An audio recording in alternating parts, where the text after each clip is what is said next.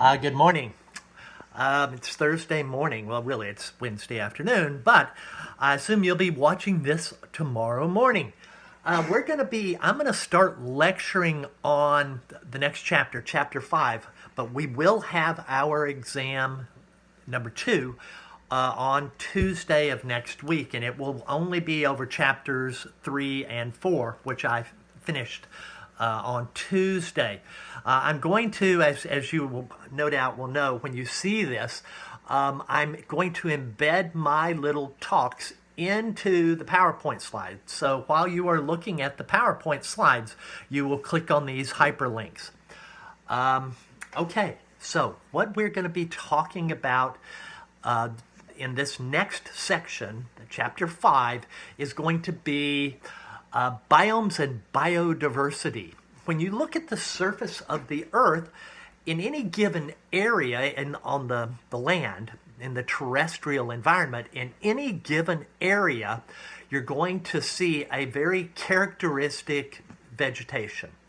We live in an area where we have an oak hickory forest. We are what we would call a temperate deciduous forest. We'll get to that here later on.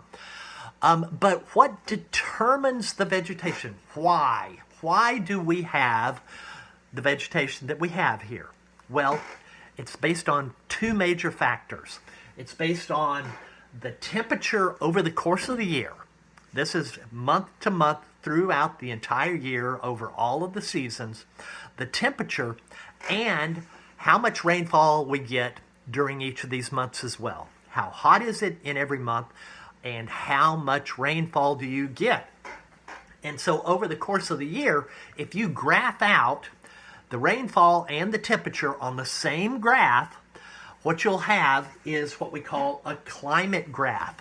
And I think it's like maybe the fourth or fifth slide, you'll start seeing some examples of climate graphs. Now temperature and rainfall, these are a function of where you are on the Earth.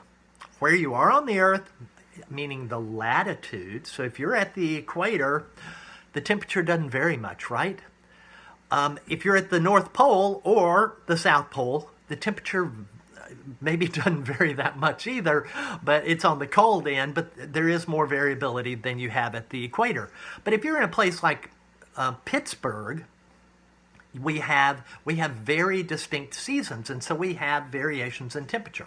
So what we're going to look at is we look at the average temperature in a specific location and the amount of rainfall you get in each of these months, and you can graph that out, and you have a climate graph. And so what is going to determine the different types of vegetation, the biome, is going to be how far are you from the equator. So we're going to start out at the equator and start moving away from the equator, either up or down, it's the same. As we move away, we're going to start to see different vegetation types. If you think about the equator, you think of a rainforest. That's one of the biomes that is present in the equator. In that particular biome, they get rain every month of the year, lots of rain.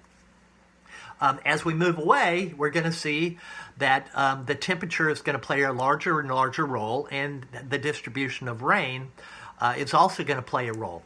In addition to latitude determining biomes, altitude does as well. If you go up on top of a mountain, even here in Pennsylvania, a really high mountain, you get a different biome because it's as if you have moved further away from the equator. The altitude has the same effect as moving away from the equator. So what is going to determine the biome? It's the rainfall and the temperature profile throughout the year, and the average temperatures throughout the year. So I'm going to stop here, and then we'll pick up another discussion here in a few minutes.